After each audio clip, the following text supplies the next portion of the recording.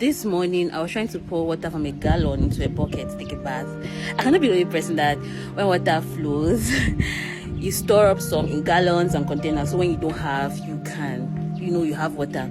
So what happened is God dropped this in my heart. He said, when I was trying to pour the water from the gallon into the bucket, I realized that every time I tried to put the weight of the gallon on the bucket, it kept on falling. And then he said to me, we are like this bucket. We try to carry the weight of nations, our destinies, big dreams and everything. But us being the bucket, we are empty and we are void of him. You understand? And that's why we keep falling. And if he leaves the weight of the nations, your dreams, your ambitions on you, when you are still empty, you will fall and you will die. So what does that mean? He has to fill you up. So I realized that when I was filling up the bucket, as I was filling it, then now I could now release some of the weight from my hand and leave it on the bucket. And that's what I said. That's when he said to me that this is it.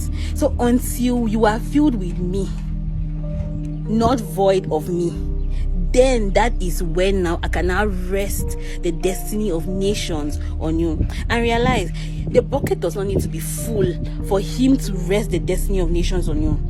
You get? Because I realized even before I want to get midway to the bucket, I can leave the gallon on the brim of the bucket and it will not fall. It will not fall. But when the bucket was empty, it could not stand. And that's how it is. If you are empty and void of God, nations will not rest on you. You cannot carry destinies. You cannot.